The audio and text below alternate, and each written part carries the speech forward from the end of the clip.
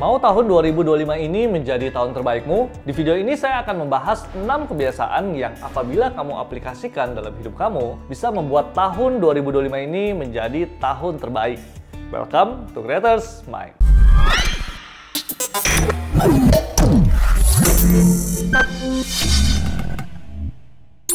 Kebiasaan yang pertama, buat goal 90 hari. Daripada fokus membuat goal setahun, bagi goalmu menjadi 4 kuartal atau dalam 90 hari ke depan. Biasanya kalau buat goal dalam setahun, suka akan ada perubahan di bulan kedua atau ketiga. Atau karena kita merasa setahun ke depan ini masih lama, pada akhirnya kita menunda dan tidak membuat progres. Dengan membagi goal kita menjadi 4 kuartal, kita akan bisa memvisualisasikannya. Kita bisa menuliskannya pada sebuah kertas dalam 90 hari ke depan. Saat membuat tujuan 90 hari ini, kita harus fokus pada 3 atau 4 hal besar yang mau kita capai dalam 90 hari ke depan. Jika lebih dari 3 atau 4, kita akan merasa lebih terbebani dan akan ada banyak hal yang terjadi. Goal ini bisa berupa goal dalam pekerjaan ataupun dalam kehidupan pribadi kita. Dalam pekerjaan misalnya, kita mau mendapatkan penghasilan dalam usaha yang lebih banyak atau ingin punya side hustle lain. Untuk pribadi bisa saja mau traveling atau ingin memiliki berat badan yang ideal. Mungkin proyek itu bisa lebih dari 90 hari, tapi kita tetap bisa membaginya dalam perjalanan kuartal. Anggap saja menulis sebuah buku. Nah, kalau menulis mungkin bisa memakan waktu selama 1 tahun, tapi kita tetap bisa membaginya dalam 4 kali kuartal. Kebiasaan yang kedua adalah dengan review mingguan. Untuk menjaga agar tugas 90 hari ini tetap on track, kita perlu melakukan review setiap minggunya. Cukup sediakan waktu 20 menit sekali seminggu untuk mereview bagaimana 1 minggumu berjalan. Tanyakan, apakah prioritas kamu dalam seminggu ke depan? Dalam hal apa saya paling berproduktivitas? Buat 3 prioritas, jangan terlalu banyak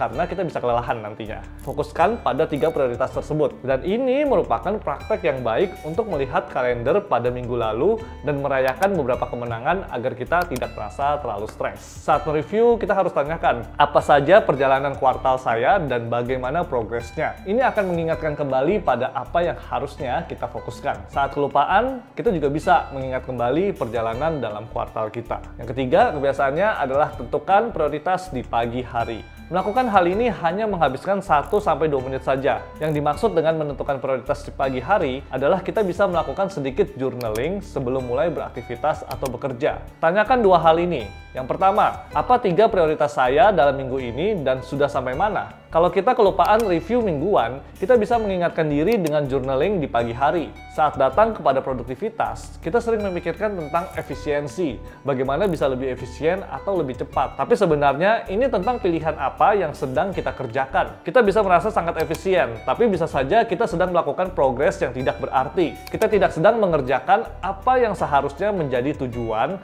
atau impian dalam hidup kita. Yang kedua, tanyakan apa yang benar-benar ingin saya kerjakan hari ini. Kita mungkin sudah merencanakan atau mengatakan akan mengerjakan ini, tapi apakah kita benar-benar mengerjakan apa yang kita katakan? Nah, kita harus mengikuti perkataan kita. Dengan membuat prioritas di pagi hari, kita sedang men-set intensi kita di sepanjang hari, sehingga jadwal kita akan terarah dan kita bisa fokus pada pekerjaan yang penting. Kebiasaan yang keempat adalah kunci waktu fokus. Seringkali kita yang memiliki impian merasa sulit untuk mencapainya karena tidak punya waktu untuk mengerjakan impian itu. Susah rasanya untuk menyisihkan waktu. Kalau memang kamu orangnya, kamu perlu mengunci waktu untuk mengerjakan apa yang mau kamu fokuskan. Kamu perlu berada di dalam flow, di mana kamu benar-benar fokus 100% mengerjakan impianmu tanpa distraksi apapun. Ini akan membantu kamu untuk bisa lebih fokus. Matikan semua pengalih perhatian dan benar-benar fokus mengerjakan apa yang paling penting untuk kamu. Yang kelima, bersosialisasi. Bersosialisasilah bersama teman atau keluarga minimal sekali seminggu. Kita bisa juga mengikuti event sosial. Kita bisa mengundang orang untuk makan atau hanya sekedar ngopi.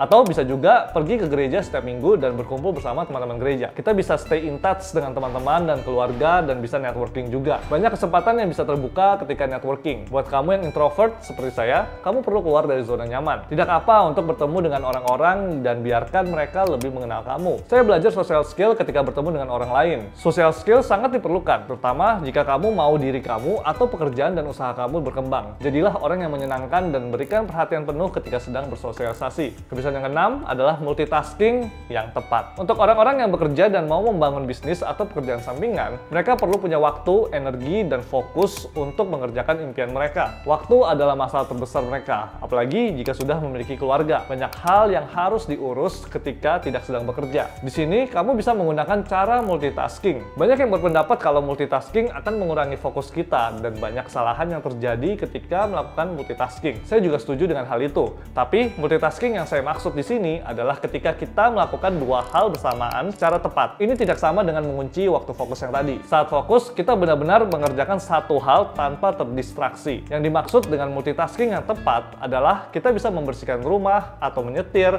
sambil mendengarkan audiobook atau podcast yang bisa bermanfaat untuk pengetahuan kita. Kita boleh belajar sambil mengerjakan sesuatu, tapi jangan lakukan itu ketika bersama keluarga atau melakukan hal-hal penting yang membutuhkan perhatian penuh. Jika memang kita punya impian dan tidak punya waktu, kita bisa membuat waktu sambil melakukan multitasking dengan cara tertentu. Saat jogging, utarakan ide-ide dengan merekam suara pada handphone. Ide ini bisa kita review atau gunakan untuk konten kita. Tahun 2025 akan menjadi tahun terbaik jika kita mulai membangun 6 kebiasaan ini. Lupakan goal tahunan, fokus pada goal 90 hari ke depan, lakukan review mingguan, dan tentukan prioritas di pagi hari untuk menjaga agar dirimu tetap di jalur yang sesuai. Kunci waktu fokus untuk mengerjakan impianmu. Bersosialisasilah dan lakukan multitasking dengan tepat untuk bertumbuh. Dengan begitu, kita akan menjadi seseorang yang lebih positif, kreatif, dan produktif di tahun 2025 ini. Selamat menjadi yang terbaik.